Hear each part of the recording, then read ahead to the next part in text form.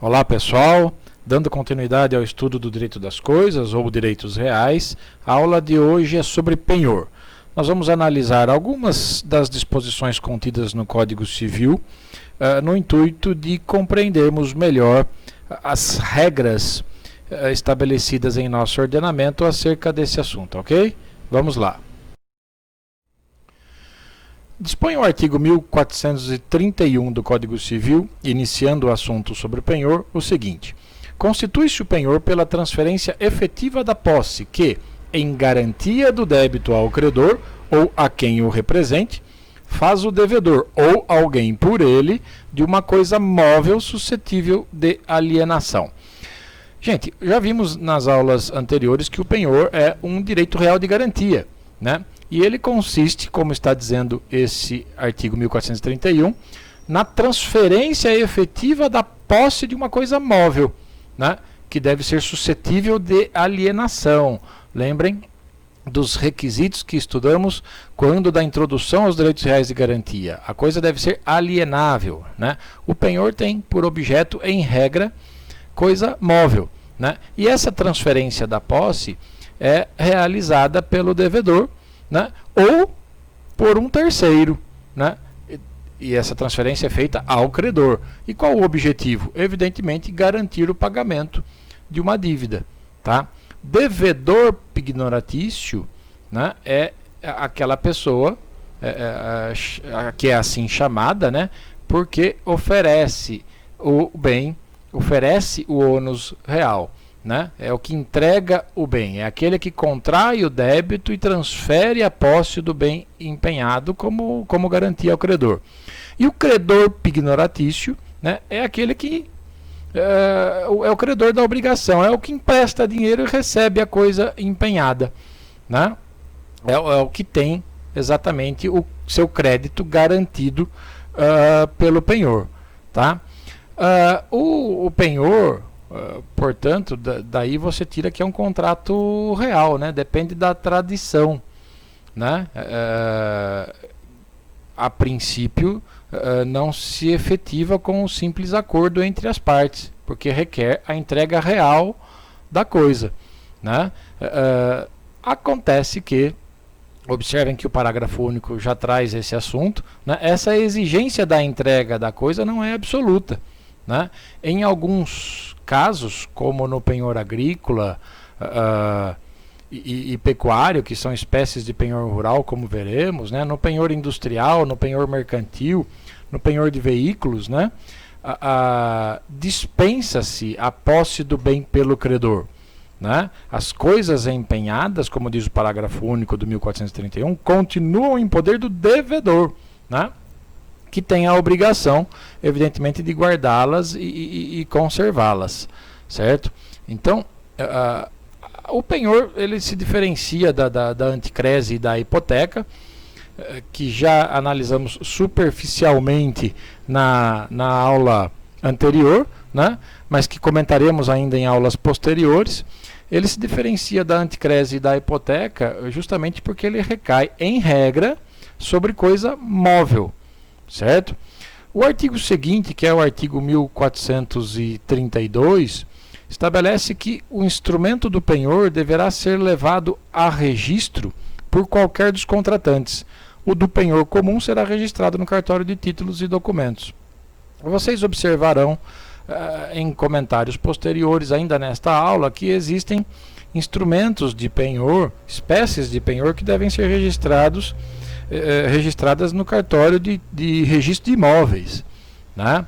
Mas enfim, a eficácia em relação a terceiros, evidentemente, ela é alcançada justamente com o registro do instrumento, né, como diz o 1432, no cartório de títulos e documentos, né? Enquanto não registrado o contrato de penhor, não existe direito real de garantia sobre a coisa móvel entregue ao credor, né? O instrumento pode ser público ou privado, né, ou particular, né, e pode, aliás, como está claro no 1432, pode ser levado a registro por qualquer das partes interessadas, certo? Então, o penhor, esse é o chamado penhor convencional, né? Porque também existe o penhor legal, o penhor convencional, que decorre de uma convenção entre as partes, né? E o penhor legal estudaremos daqui a pouco, né? Quem estipula que garantia será dada, que bem será entregue, né? São as próprias partes de acordo com os seus interesses, né? É importante lembrar, né, que nesse instrumento do penhor, seja ele público ou particular, né, deve constar a identificação das partes contratantes, o valor da dívida, né, ou a sua estimação, né, deve constar a identificação minuciosa do bem dado em penhor, né, suas especificações, de modo que seja possível individualizá-lo, né, individualizar esse bem de uma maneira bastante precisa, né?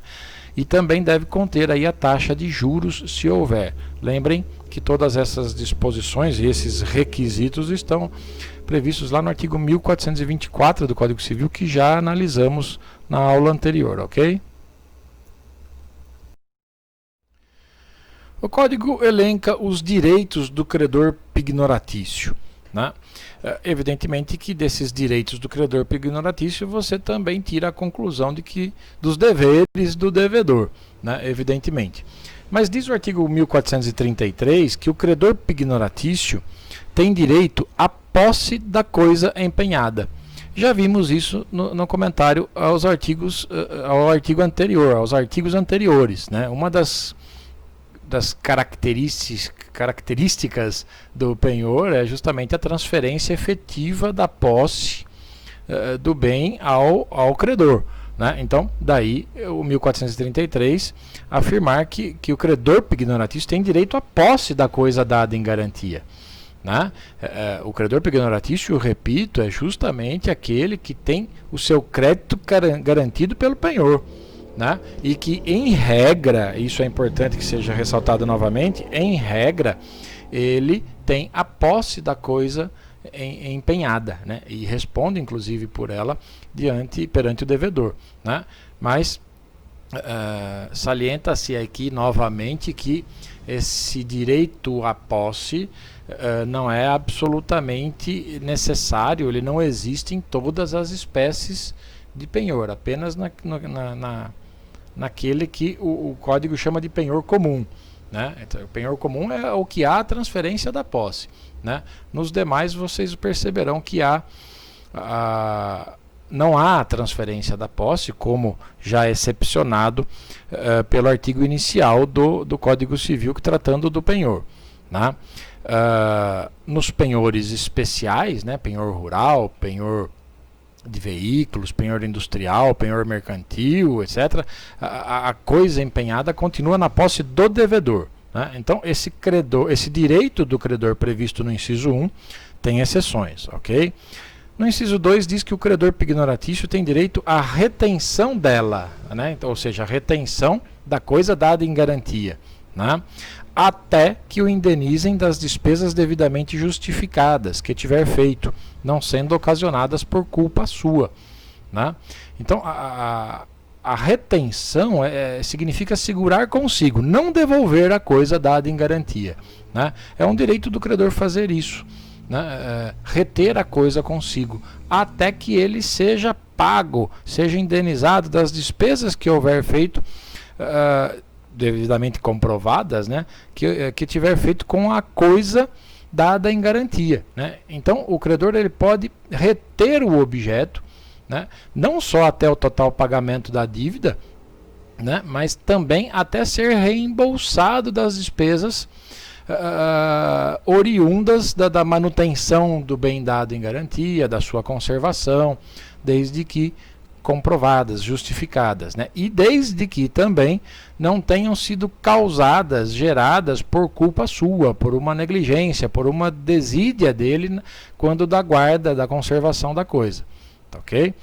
No inciso 3, diz que o credor pignoratício tem direito ao ressarcimento do prejuízo que houver sofrido por vício da coisa empenhada, né? Então, pode acontecer de o bem dado em garantia conter defeitos, né, gerar problemas e isso gerar dano ao credor, né? De repente um bem mal embalado, uma embalagem que se estraga e vaza e causa prejuízo, etc., ou um bem que explode, né, e gera dano, enfim. O credor pignoratício, né, esse inciso 3 permite isso a ele, né, ele pode cobrar do devedor esses eventuais prejuízos causados por vícios da coisa, né, por defeitos da coisa dada em garantia. Tá, ok? Evidentemente que esse vício, né, tem que ser ignorado por ele, né? Porque se ele soubesse desse defeito já quando da entrega da coisa empenhada, né, ele estaria, e mesmo assim a recebeu, né, isso significa que ele estava conivente com isso e neste caso ele não tem nenhum direito à indenização, certo? O inciso 4 diz que é direito do credor promover a execução judicial ou a venda amigável, se lhe permitir expressamente o contrato ou lhe autorizar o devedor mediante procuração, né? Então é direito do credor pignoratício, como vimos inclusive lá na introdução aos direitos reais de garantia, excutir o bem onerado. O que significa isso? Promover a sua venda judicial, né, seguindo lá os trâmites processuais adequados, né? Lembrem da proibição do pacto comissório, né, que também já estudamos. Não pode o credor se apropriar do bem dado em garantia, né, automaticamente, né? Ele tem que providenciar a venda judicial desse bem. E o que esse inciso 4 traz de novidade em relação à introdução aos direitos reais de garantia é a possibilidade da venda amigável, né? Mas neste caso da venda amigável, o contrato tem que conter essa previsão expressa, né? Então ele tem que ter essa previsão de que é possível a venda amigável, né? Ou se não, se o contrato nada mencionar a esse respeito, também é possível a venda amigável desde que o devedor autorize o credor a fazer isso, né, mediante procuração, por exemplo, certo? Diz o inciso 5 que também é direito do credor pignoratício apropriar-se dos frutos da coisa empenhada que se encontra em seu poder, né? Os frutos, como vocês já sabem, são aqueles rendimentos obtidos com a utilização da coisa, né? Com a utilização de um bem, a utilização econômica de um bem, né? Os frutos, tanto civis quanto naturais, né, que estiverem em poder do credor, né, e frutos, juros, por exemplo, são frutos, aluguel é fruto, né, o bezerro que nasce de uma vaca é um fruto, né, enfim, os frutos, sejam civis ou naturais, que estiverem com o credor, podem ser por ele apropriados, né? Ele pode se tornar dono desses frutos, mas evidentemente que ele deve, como veremos nos artigos seguintes, né, ele pode se apropriar, mas desde que seja, mas apenas e tão somente, aliás, para cobrir despesas de guarda e conservação das coisas, né, da coisa dada em garantia, né, e até no que diz respeito aos juros e no capital da obrigação garantida. Isso tem previsão em artigos seguintes como obrigações, nos artigos seguintes como obrigações do credor pignoratício, e nós veremos isso. E por fim, o inciso 6 permite ao credor pignoratício promover a venda antecipada mediante prévia autorização judicial, sempre que haja receio fundado de que a coisa empenhada se perca ou deteriore, devendo o preço ser depositado. O dono da coisa empenhada pode impedir essa venda antecipada, né? Mas para tanto precisa substituir a garantia ou oferecer qualquer outra, ou substituir o bem, né? Ou oferecer qualquer outra garantia real idônea, né? Então é permitido, está claro aí no inciso 6, ao credor pignoratício vender antecipadamente o bem dado em garantia, né? E desde que tenha autorização judicial para isso e sempre que haja, vejam o requisito, fundado receio de que o bem dado em garantia se perca ou deteriore. Imagine um bem consumível dado em garantia ou um bem que pode se deteriorar, se estragar, né? Então, nesses casos, mediante autorização judicial, pode o credor pignoratício vender antecipadamente o bem, né? Se essa venda antecipada não interessar, digamos assim, ao dono da coisa, né, ao devedor, pode o devedor impedir essa venda antecipada desde que substitua o bem ou desde que ofereça outra garantia real, certo? Evidentemente, idônea quer dizer suficiente para cobrir, para garantir o cumprimento da obrigação. E o artigo 1434 estabelece que o credor não pode ser constrangido a devolver a coisa empenhada ou uma parte dela antes de ser integralmente pago, podendo o juiz, a requerimento do proprietário, determinar que seja vendida apenas uma das coisas ou parte da coisa empenhada suficiente para o pagamento do credor.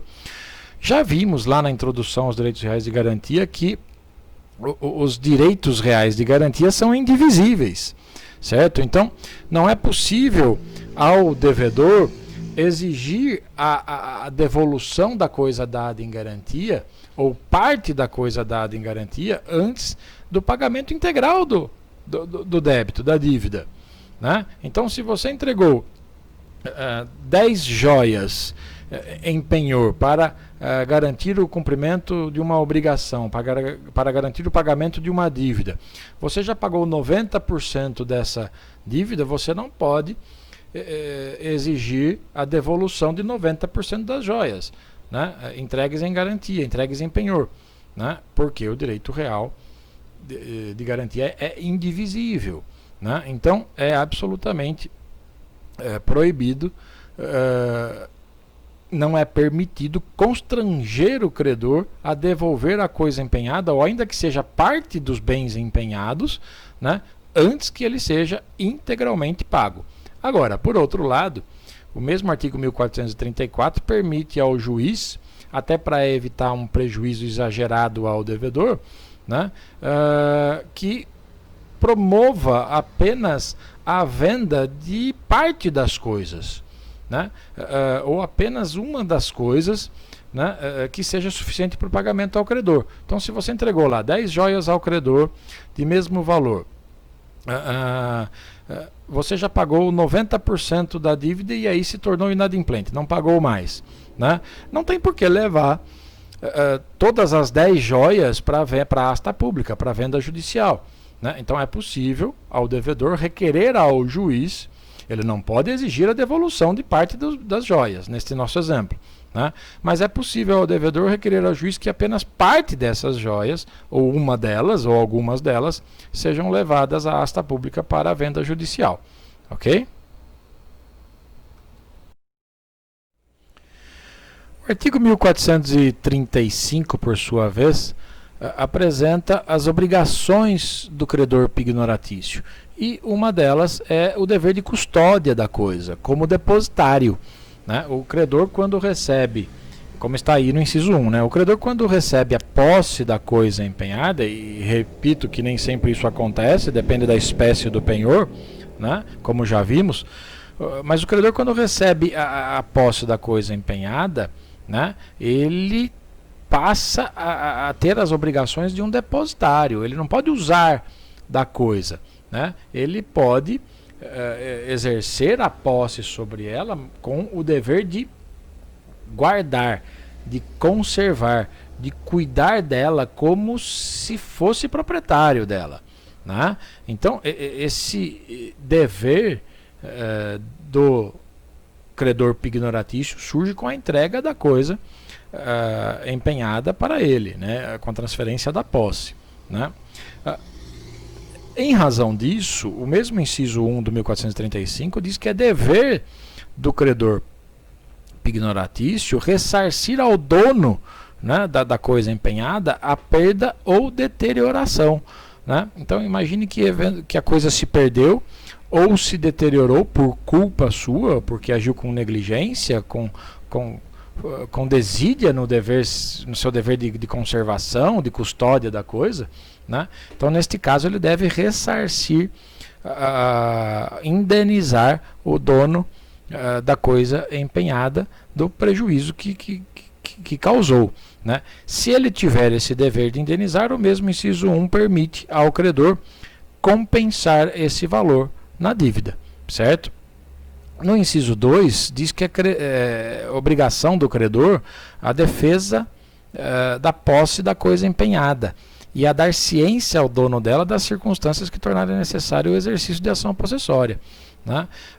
Como já dissemos, o credor, em algumas espécies de penhor, tem direito à posse da coisa, né? E imaginem que essa coisa seja esbulhada, né? Que a posse seja esbulhada, turbada ou ameaçada, né? Então, se ocorrer esbulho, turbação ou apenas a ameaça de turbação ou de esbulho da posse do credor sobre a coisa empenhada, o credor pode se utilizar até dos interditos possessórios, das ações possessórias, né? Seja tanto da ação de reintegração de posse, quanto de manutenção de posse, ou até mesmo do interdito proibitório, quando houver apenas a ameaça de turbação ou de esbulho, né? Assim que os fatos, que as circunstâncias tornarem necessária a utilização das ações possessórias, o credor deve comunicar o proprietário da coisa empenhada imediatamente. É isso que está no inciso 2. O inciso 3 diz que é obrigação do credor pignoratício imputar o valor dos frutos de que se apropriar nas despesas de guarda e conservação, nos juros e no capital da obrigação garantida sucessivamente, ou seja, nesta ordem. Nós já vimos lá no artigo 1433, no inciso 5, que é direito do credor se apropriar dos frutos. Em contrapartida, ou seja, ele pode se apropriar dos frutos, mas ele deve utilizar o valor desses frutos de que se apropriou, né, para se pagar, ou seja, para pagar as despesas que teve com a guarda da coisa, com a conservação da coisa, para pagar os juros e até o próprio capital da obrigação garantida, nesta ordem, ok? Também é obrigação do credor restituir a coisa empenhada ao credor uma vez paga a dívida, restituir com todos os seus frutos e acessões, né? Então, o credor, atenção, pelo texto do artigo, para o texto do inciso 4, né? Uma vez paga a dívida, certo? O credor não pode ser constrangido a devolver a coisa empenhada, como já vimos antes, de integralmente pago. Mas, uma vez paga a dívida, é obrigação dele restituir a coisa, né? Não pode o credor, cujo crédito já foi integralmente pago, satisfeito, né, se recusar a restituição da coisa dada em garantia, tá ok? E por fim, vale lembrar que nós já vimos lá no artigo 1433 que o credor pignoratício ele pode promover a venda judicial do bem ou até mesmo a venda amigável, né, se o contrato permitir expressamente ou se o próprio devedor, o próprio dono da coisa o autorizar mediante procuração, né? Imaginem que a coisa dada em garantia é vendida judicialmente ou extrajudicialmente, né, amigavelmente. Imagine que isso ocorra e o preço obtido com a venda seja superior ao valor da dívida. Então vai sobrar valor, vai sobrar dinheiro, né? Esta sobra, esse saldo positivo, diz o inciso 5 do 1435, deve ser devolvido, deve ser entregue ao devedor, tá ok? Como já percebemos, o Código Civil trata de diversas espécies de penhor. E uma delas é o penhor rural, né, com previsão nos artigos 1438 a 1446 do Código Civil. Essa espécie de penhor, o penhor rural, se constitui através de instrumento público ou particular, e que deve ser registrado no cartório de registro de imóveis do local em que as coisas dadas em garantia, as coisas empenhadas, estiverem situadas, né? Nessa espécie de penhor, né, e que o código divide, nós veremos agora em agrícola e pecuário, né, ele tem como objeto culturas e animais, né, que são entregues em garantia ao cumprimento da obrigação, né? E nessa espécie de penhor não há a tradição, não há a entrega da coisa, né?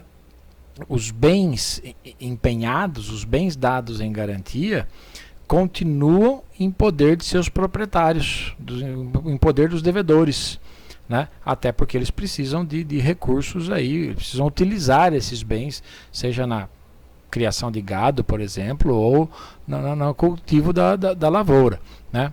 Enfim, esse penhor rural, ele é feito mediante instrumento público ou particular, deve ser registrado, né, para ter eficácia contra terceiros, e registrado no registro imobiliário, né, no cartório de registro de imóveis da comarca em que estiverem situados os bens ou os animais empenhados, né? E repito, nessa espécie dispensa a tradição.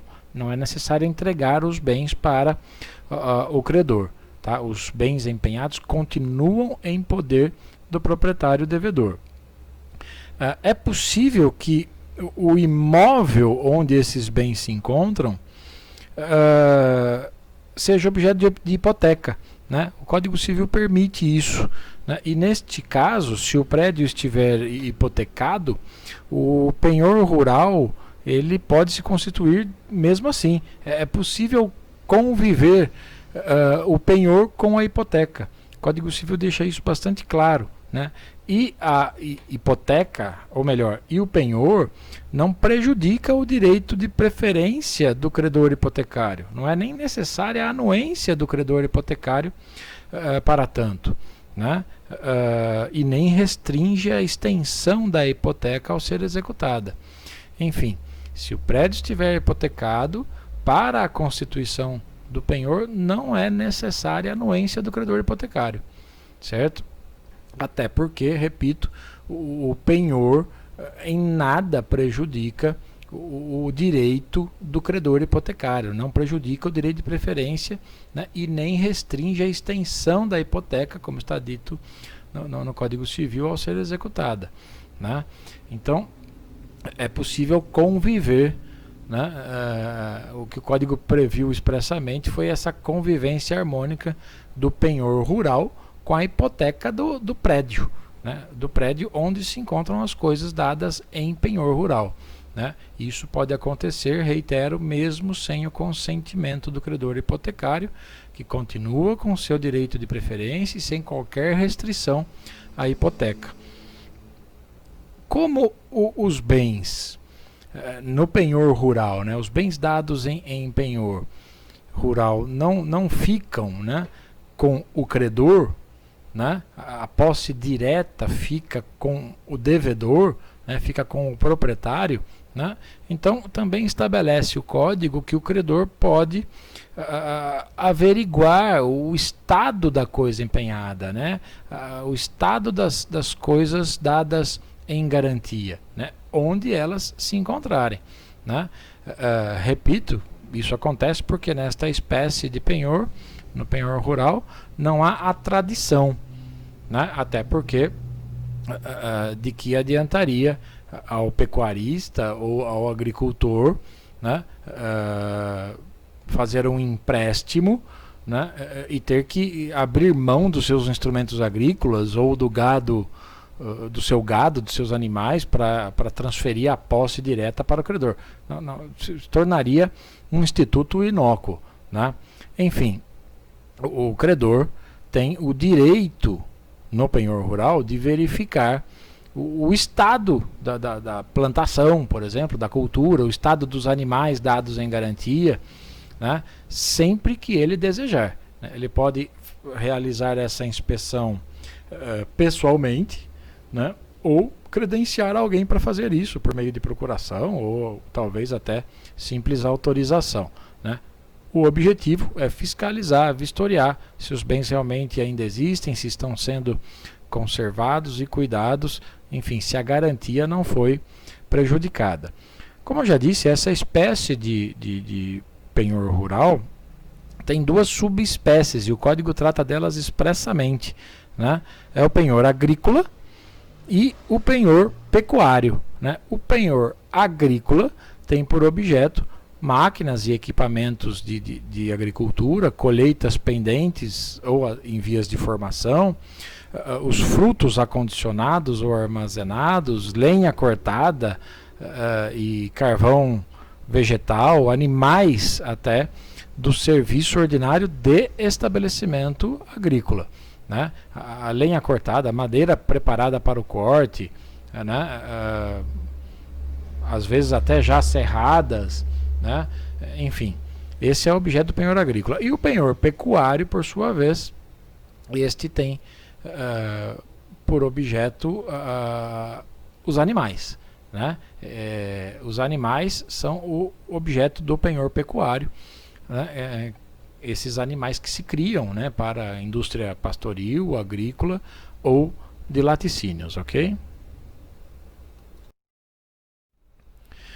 O código também trata do penhor industrial e mercantil, né? E faz isso nos artigos 1447 a 1450 do Código Civil, e o faz numa única seção, né? E com razão, até porque o que diferencia o penhor industrial, né, do mercantil é simplesmente a natureza da obrigação que visa garantir, né? Então, o penhor industrial é aquele que garante uma obrigação assumida por um industrial, né, que decorre da indústria, né? E o penhor mercantil, por sua vez, tem como objetivo garantir uma obrigação contraída por um comerciante, por um empresário, lá no exercício da sua atividade econômica, certo? E o código traz um rol de bens que podem ser objeto dessa espécie de penhor, né?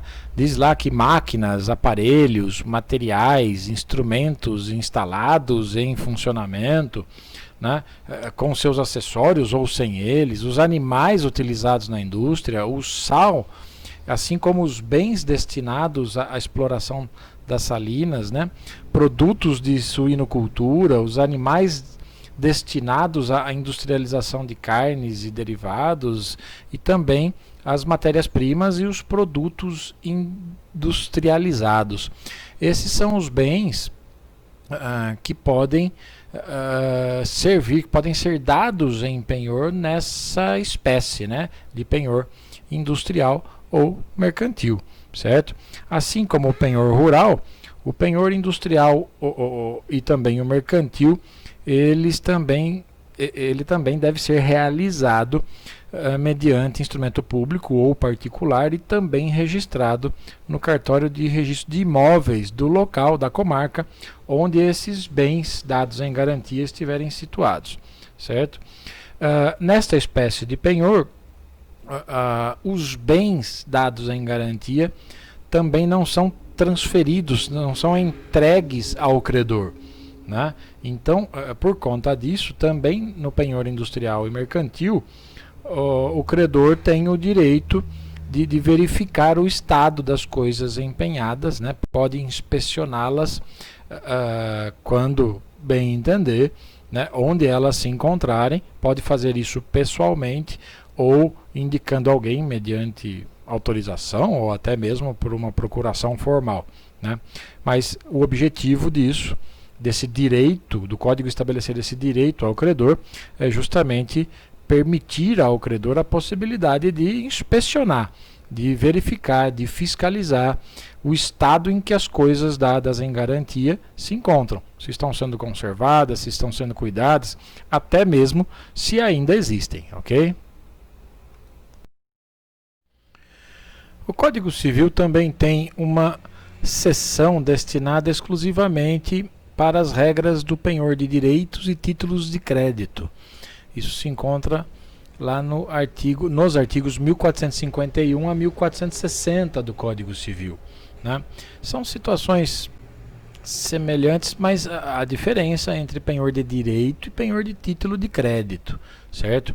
O penhor de direitos, ele recai sobre uma coisa incorpórea, são direitos, patentes de invenção, direitos sobre ações negociáveis em bolsa de valores, direitos autorais, o direito de ação, direito de crédito, que acaba consistindo no direito mais importante dessa espécie de penhor, que é o direito de crédito.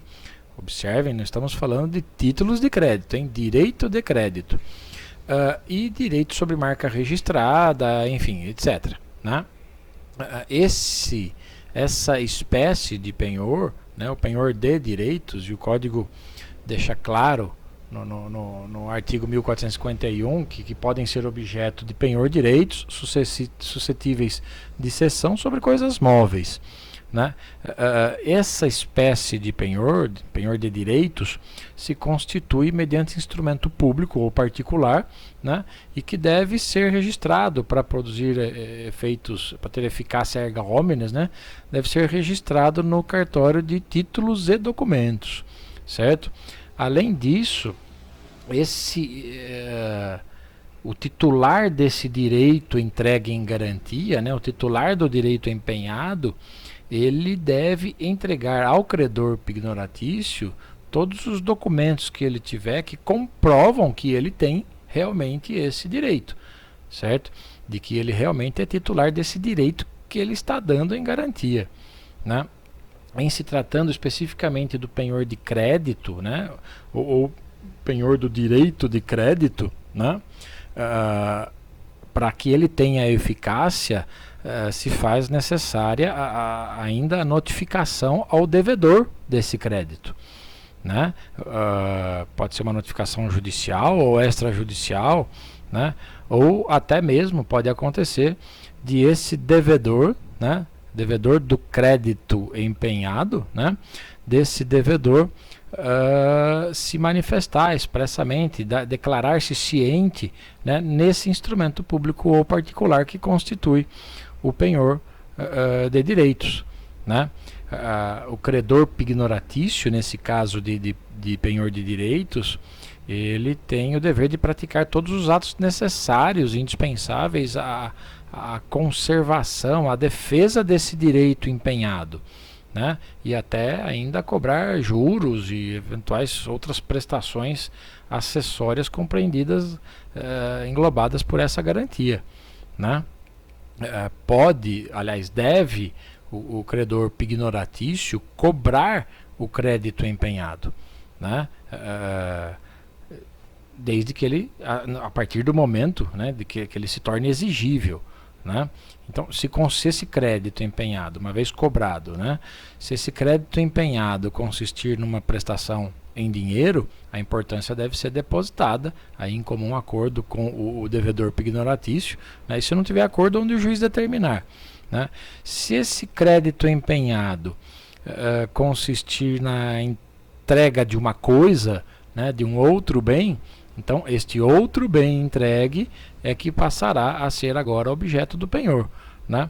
Se o crédito pignoratício estiver vencido, né, o credor, uma vez recebido o crédito empenhado, tem direito de reter a quantia recebida, né, daquilo que ele recebeu, até o montante que lhe é devido, e o que sobrar ele restitui ao devedor, né, ao devedor que entregou o crédito empenhado.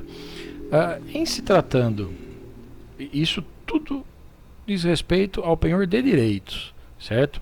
Mas o Código também trata na mesma seção do penhor de título de crédito.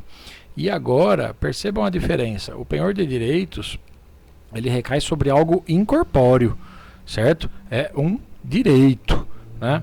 O penhor de título de crédito agora recai sobre uma coisa corpórea.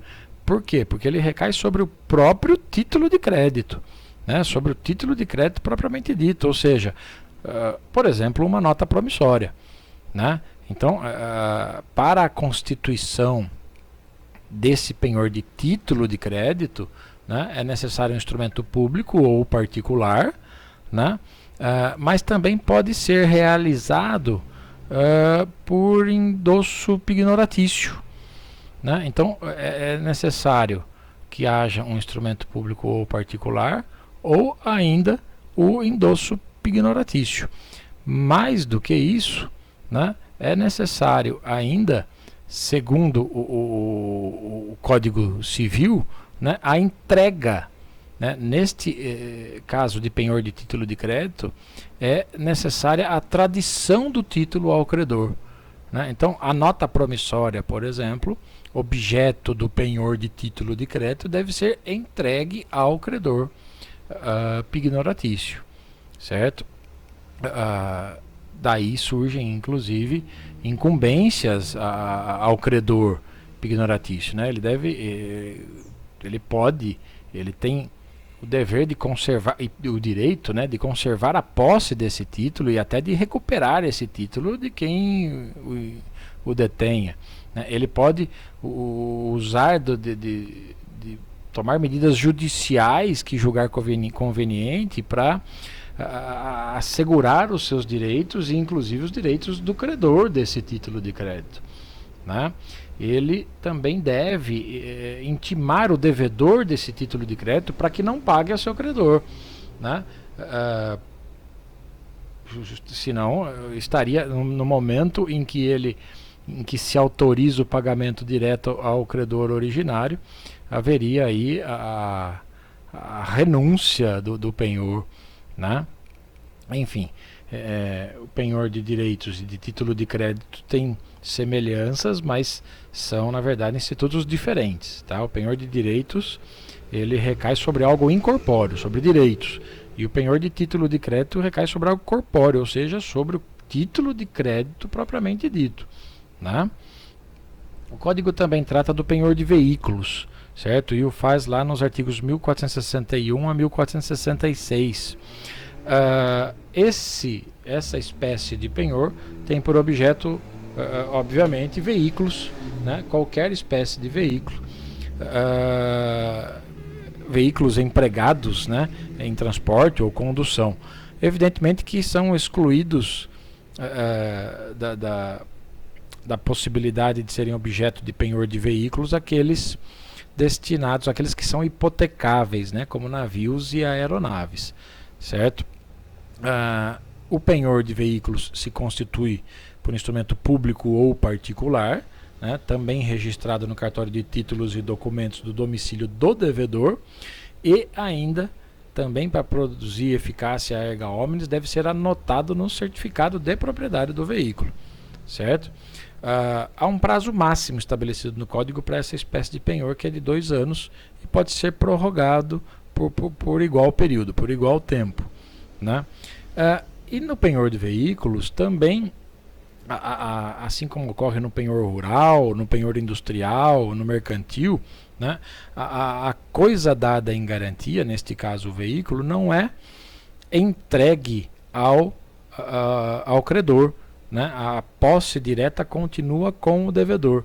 E, em razão disso, o credor tem o direito de verificar o estado do veículo empenhado, né, sempre podendo inspecioná-lo onde ele encontrar, né, onde ele se encontrar, né. A ideia é averiguar, fiscalizar, né, vistoriar o estado do veículo, para ver se o devedor continua, se está cuidando dele, se está conservando, se está guardando, e até mesmo se o veículo ainda existe, né? Se o veículo dado em garantia ainda existe. Outra espécie prevista no Código Civil é o penhor legal, né, cujas regras se encontram nos artigos 1467 a 1472. É uma espécie, é assim chamada, né, de penhor legal, porque independe de convenção, né? Surge em razão de imposição de disposição da lei, né? Imposição legal. A norma jurídica, o Código Civil, ele dá a algumas pessoas o direito de tomar determinados bens como garantia de pagamento, né? Independentemente da concordância do proprietário desses bens, né? Esses são os casos de penhor legal previstos no Código Civil, né? Se encontram lá no artigo 1467, né? Então, estabelece o Código que são credores pignoratícios independentemente de convenção, ou seja, independentemente de acordo, né? Os hospedeiros, os fornecedores de pousada ou alimento, sobre as bagagens, móveis, joias ou dinheiro que os seus consumidores ou fregueses tiverem consigo nas respectivas casas ou estabelecimentos, pelas despesas ou consumo que aí tiverem feito. E também o dono do prédio rústico ou urbano sobre os bens móveis que o rendeiro ou inquilino tiver guarnecendo o mesmo prédio, pelos aluguéis ou rendas. Então, observem que o locador, né, ele que não recebeu o seu aluguel, né, ele pode reter consigo os bens do locatário, né, do inquilino, que se encontram no interior do prédio alugado, né? E para que ele faria isso? Justamente para garantir o pagamento dos aluguéis, né? Penso até que se no contrato de locação feito entre o locador e o inquilino aí houver alguma outra modalidade de garantia, como a mais comum, que é a fiança, né? Então aí eu penso que o penhor legal não é cabível, né? Mas enfim, o que a lei faz é proteger o credor, por exemplo, no caso do inciso 1, que recebe hóspedes, né? Geralmente são pessoas desconhecidas, né? Não oferecem garantia alguma, né? Então o credor é protegido pela lei, né? Permitindo que permite a ele reter consigo bens móveis, joias, até dinheiro, né? Que os hóspedes tenham levado para um hotel, por exemplo, né?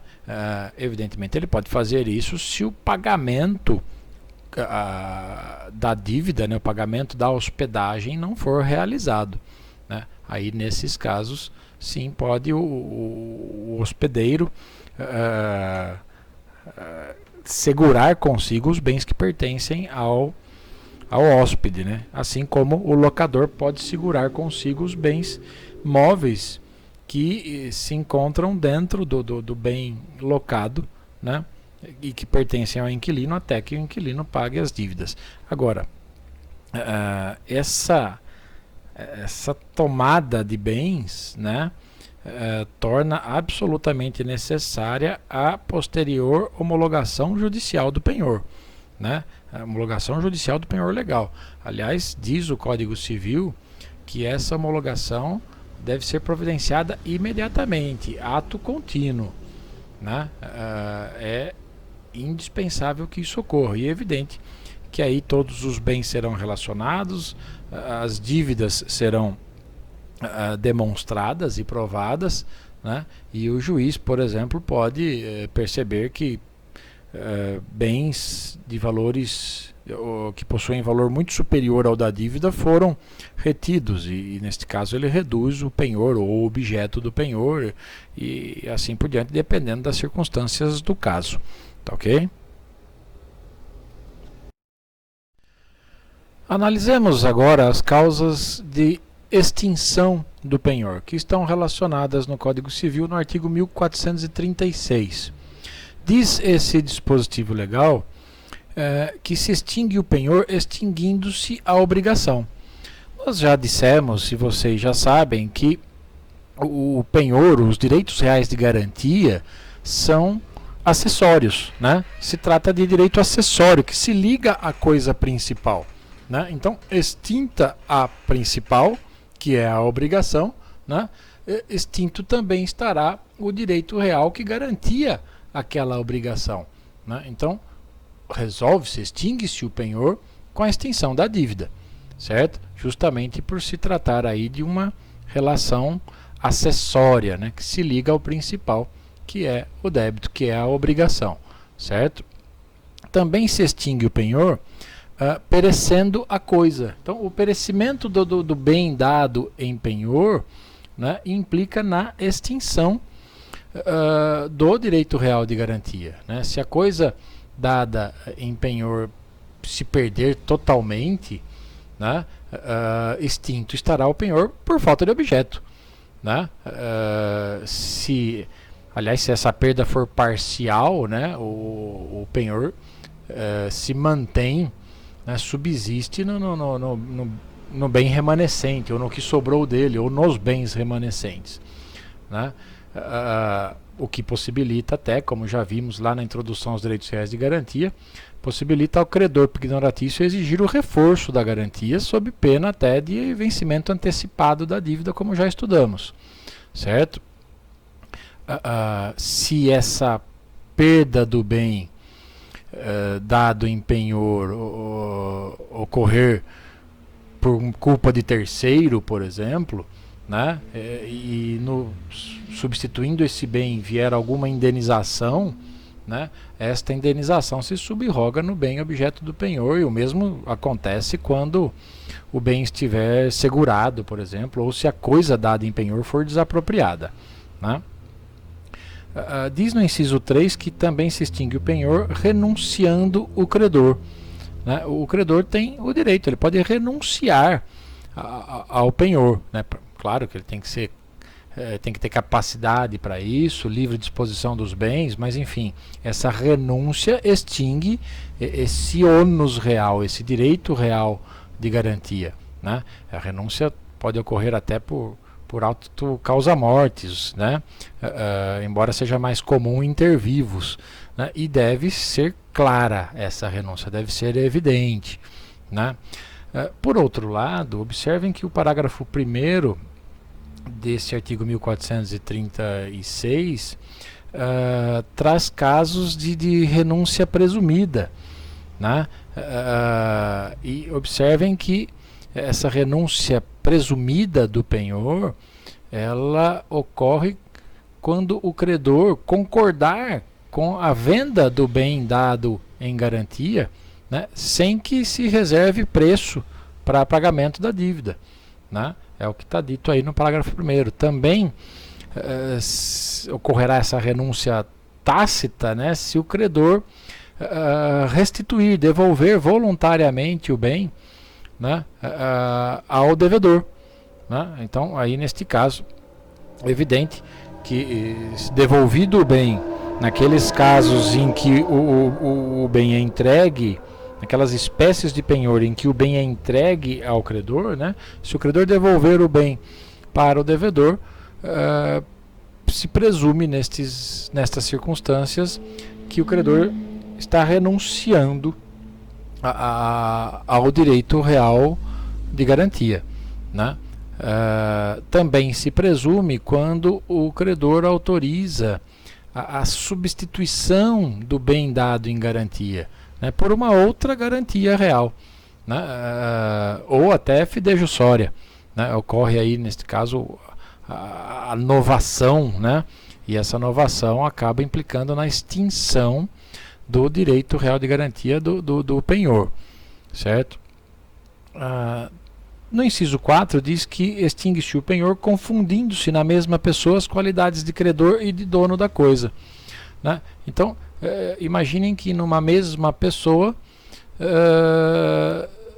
reúnam-se as qualidades de credor e de dono do bem dado em garantia, né? É evidente que isso pode ocorrer também por ato intervivos ou causa mortis, né? Mas é evidente que neste caso o penhor será extinto, né? Então imaginem, por exemplo, o credor compra do devedor o bem dado em garantia, extinto estará o penhor. E por fim, aliás, quanto a essa confusão, né, observem o que diz o parágrafo 2º do 1436, que operando-se a confusão tão somente quanto a parte da dívida pignoratícia, subsistirá inteiro penhor quanto ao resto, né? Então essa confusão às vezes se opera apenas em relação a uma parte da dívida E neste caso o penhor continua existindo no restante, né? E por fim, diz o inciso 5 do 1436 que a extinção do penhor ocorre dando-se a adjudicação judicial, a remissão ou a venda da coisa empenhada feita pelo credor ou por ele autorizada. Essa remissão está grafada aí com 2 S no inciso 5, mas o correto, remissão com 2 S é perdão, né? O entendimento correto aí é remissão com C cedilha, né? E a remissão com C cedilha, ela, no que diz respeito aos direitos reais, né, ela significa liberação da coisa gravada, né, mediante pagamento ao credor, certo? É isso que quer dizer a remissão com C cedilha, né? E é importante lembrar que essa adjudicação está se referindo à adjudicação judicial, evidentemente, né? Esta adjudicação e essa remissão com C cedilha, né, exigem que o bem dado em penhor seja levado à asta pública, né? E não havendo licitante, não havendo interessados na aquisição, aí o credor pode adjudicar o bem para si, certo? O artigo 1437 do Código Civil, por fim, ele estabelece que produz efeitos a extinção do penhor depois de averbado o cancelamento do registro à vista da respectiva prova.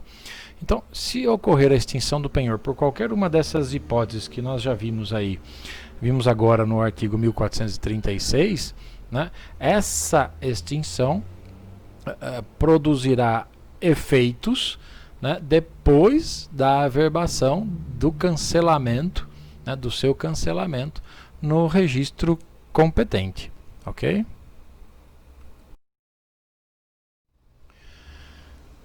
E esta foi a aula de hoje, na qual analisamos sucintamente o Instituto do Penhor através de brevíssimos comentários acerca de algumas disposições legais sobre o assunto contidas no Código Civil Brasileiro.